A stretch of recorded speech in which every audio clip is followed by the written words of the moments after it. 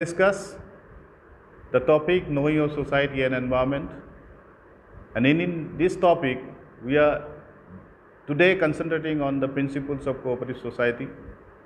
এখন সমবায় সমিতি গঠন কৰিবলৈ বা ইয়াক পৰিচালনা কৰিবলৈ আমি মূলত 7টা মূল নীতিৰ ওপৰত ভিত্তি কৰি ইয়াক পৰিচালনা কৰিব লাগে.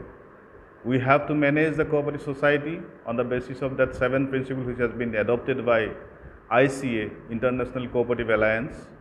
আৰু সেই 7টা প্ৰিন্সিপল যদি আমি এডপ্ট নকৰোঁ at the time of formation of cooperative society and for running the cooperative society, then it is a wrongful practice. So আমি যদি সঁচা অৰ্থত cooperative society এখন পৰিচালনা কৰিবলৈ বিচাৰোঁ, চলাবলৈ বিচাৰোঁ বা গঠন কৰিবলৈ বিচাৰোঁ, তেতিয়া আমি এই 7টা প্ৰিন্সিপল ফলো কৰিবই লাগিব. আৰু 7টা প্ৰিন্সিপল ফলো নকৰিলে যি সমবায় সমিতি এখন গঠন কৰা হ'ব বা সমবায় সমিতি এখন চলাই থকা হ'ব, তাৰ আচলতে যি উদ্দেশ্য থাকিব সেই উদ্দেশ্য সফল নহ'ব বুলি ধৰা হয়. আৰু যিবিলাক আমি সমবায় সমিতি দেখিছোঁ, যিবিলাক সফল কাম সমবায় সমিতি, ছাকচেছফুল কোঅপাৰেটিভ ছ'চাইটি, সেই ছাকচেছফুল কোঅপাৰেটিভ ছ'চাইটিৰ যদি আপুনি এনালাইচিছ কৰিব, পাৰফৰ্মেঞ্চ এনালাইচিছ কৰিব, তাত দেখিব যে তেওঁলোকে প্ৰত্যেকটো প্ৰিন্সিপলকে ফলো কৰিছে বা প্ৰত্যেকটো প্ৰিন্সিপলকে এডপ্ট কৰিছে আৰু তেওঁলোকৰ যি ব্যৱসায় বা তেওঁলোকৰ যি কাম কাজ সেই কাম কাজত এপ্লাই কৰিছে বা এপ্লিকেশ্যনটো কমপ্লিটলি 100% হৈছে. গতিকে সেইকাৰণে আমি যি প্ৰিন্সিপলছ আছে, 7টা প্ৰিন্সিপল আছে, সেই 7টা প্ৰিন্সিপল আমি আলোচনা কৰিবই লাগিব আৰু সেই 7টা প্ৰিন্সিপলক আমি বুজি উঠিব লাগিব. We need to understand the 7 principles of cooperative society and we need to adopt and apply the 7 principles of cooperative society at the time of forming cooperative society and as well as at the time of managing the cooperative society. The first principle, as said by the ICA, is open and voluntary membership. মুক্ত আৰু স্বেচ্ছাই যি অংশগ্ৰহণ, তাৰমানে আমি যেতিয়া এখন সমবায় সমিতি গঠন কৰিম, তাত যি অংশীদাৰ থাকিব, সমবায় সমিতি এখন সদায় অংশীদাৰিত্বতহে পৰিচালিত হয় আৰু অংশীদাৰিত্বৰ জৰিয়তেহে গঠন হয়.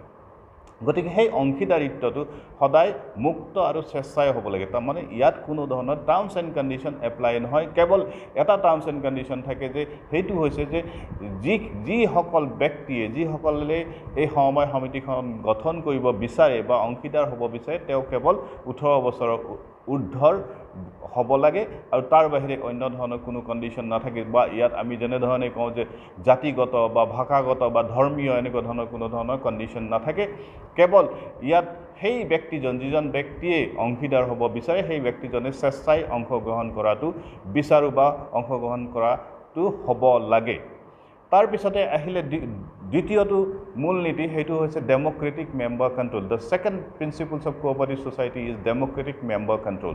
Democratic member control means all the members who are becoming the members, or the person who is becoming a member, he is getting a right, that is called right to vote. মানে যি পৰিচালনা পদ্ধতি হ'ব, সমবায় সমিতি এখন যি পৰিচালনা পদ্ধতি হ'ব, সেই পৰিচালনা পদ্ধতিত তেওঁ অংশগ্ৰহণ কৰাৰ সুযোগ থাকে. মানে তেওঁৰ আমি যিটো কওঁ ইকুৱেলিটি কেতিয়া হয়, যে ইকুৱেলিটি হয় যে যদি আমি কাকো ডিছক্ৰিমিনেট নকৰোঁ. If we are not discriminating anyone, any person, anybody who is involved in that particular organization, that discrimination should not be there. And if there is no discrimination in the management, in the running of the business of the organization, then it is called democratic member control. That means we are following the concept of equality. Then third is members economic participation. মানে যিখিনি অংশগ্ৰহণকাৰী থাকিব, যিখিনি অংশীদাৰ থাকিব, অংশীদাৰখিনিৰ অৰ্থনৈতিক অংশগ্ৰহণ.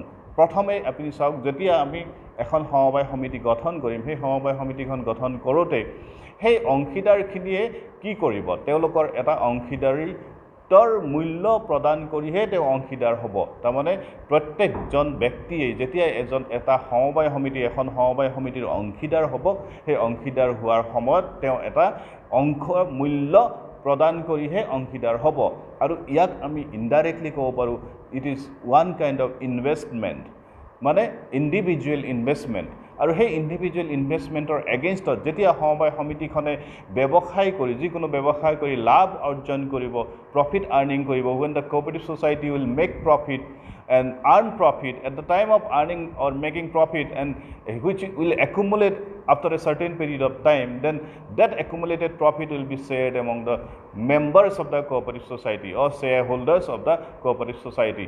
Then again, hey, economic participation to ahibo. That means ultimately from investment to getting the dividend of the business, it is economic participation.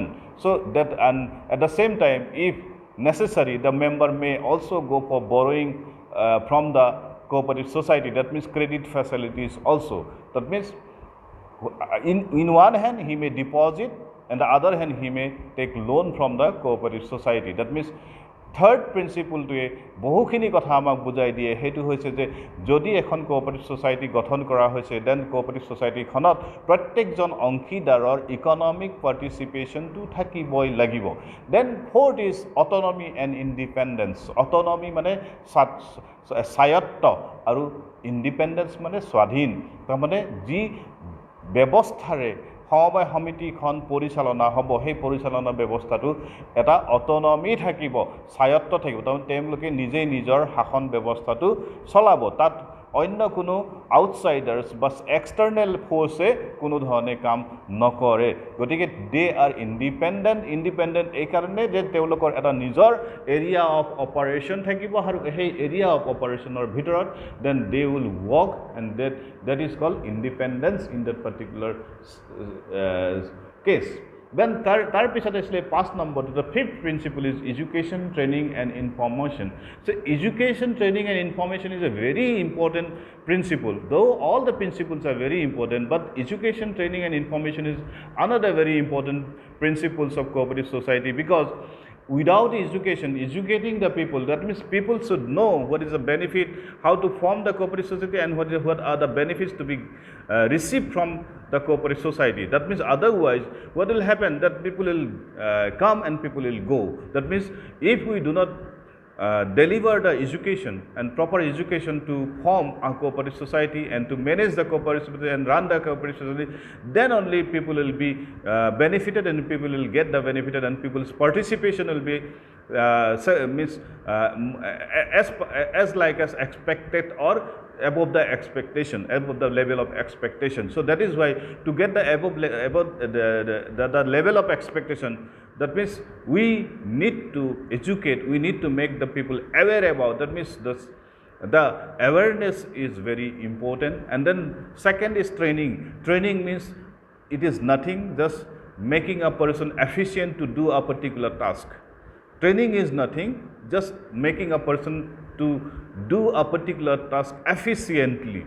So যদি এজন মানুহক আপুনি এটা বিশেষ কাম বিশেষভাৱে আৰু সুপাৰদৰ্শিতাৰে কৰিবলৈ শিকায় বা কৰিবলৈ সক্ষম কৰি তোলে, সেইটোকে আমি ট্ৰেইনিং বুলি কোৱা হৈছে। এটা বিশেষ কাম, মই কৈছোঁ এটা পাৰ্টিকুলাৰ টাস্ক, সেই বিশেষ কামটো কৰিবলৈ যদি আমি শিকাওঁ, তেতিয়াহ'লে সেইটোক আমি ট্ৰেইনিং বুলি কৈছোঁ। আৰু কোঅপাৰেটিভ ছ'চাইটি এখন যদি আমি গঠন কৰোঁ, তাত যদি বিভিন্ন ধৰণৰ ব্যৱসায় আমি কৰিবলৈ যাওঁ, সেই সমবায় সমিতিখনৰ জৰিয়তে যদি বিভিন্ন ব্যৱসায় কৰিবলৈ আমি আগবাঢ়োঁ, তেতিয়াহ'লে আমি সেই বিভিন্ন ব্যৱসায়ৰ লগত জড়িত বিভিন্ন ধৰণৰ কাম আমি আমাৰ অংশীদাৰসকলক বা আমাৰ যিখিনি লোক আমাৰ লগত জড়িত হৈ থাকিব, ব্যক্তি আমাৰ লগত জড়িত হৈ থাকিব, সেইসকলক আমি সেই বিশেষ কামটো ভাল মানে এফিচিয়েণ্টলি আপোনাৰ য'ত আমি কষ্ট ৰিলেটেড হৈ থাকে, য'ত আমাৰ প্ৰফিট ৰিলেটেড হৈ থাকে, তেনেকৈ আমি সেই মানুহজনক শিকাই তুলিব পাৰিব লাগিব। That cooperative society need to train the people who are associated with the cooperative business and who are associated with a particular business. That means the person need to learn the business properly, efficiently. So that is called training, the importance of training.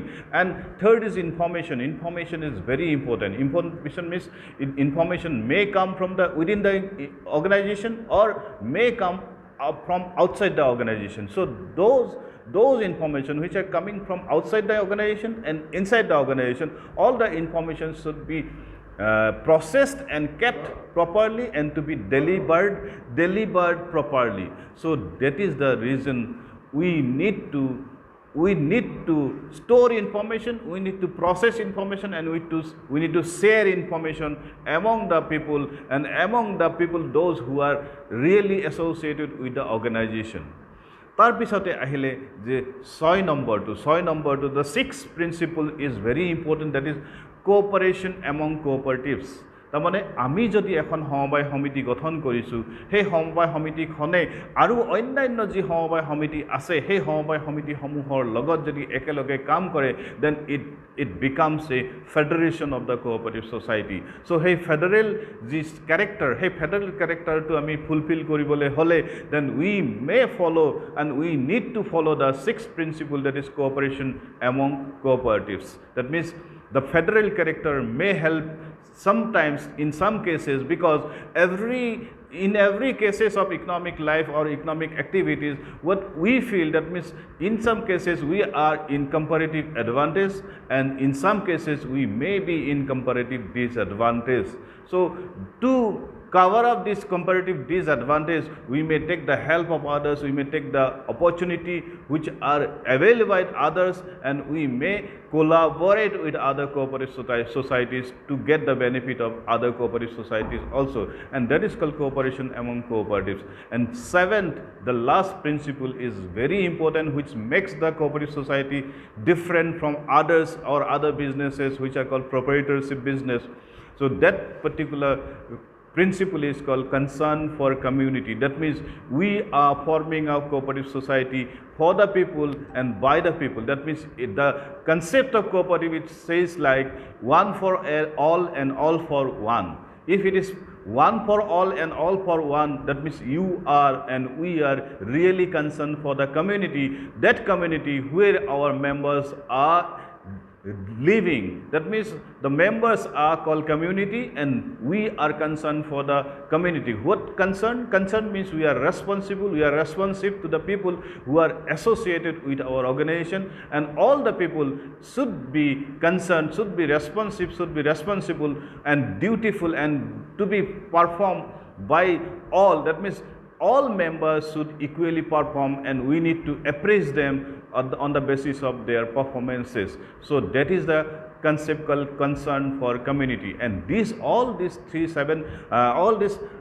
seven principles, you just see and analyze. If a particular organization like called cooperative society follows these seven principles, then certainly that cooperative society will make certain differences, make certain changes in the livelihood of the members. So change in livelihood of the members, change in standard of living, change in level of income of the people of that particular cooperative society who are associated with that particular cooperative society, it should be the motto of the cooperative society. And if that particular cooperative society follows these seven principles, certainly I hope, not only hope, I assure you that that particular society may give or deliver the services through these seven principles of cooperative society.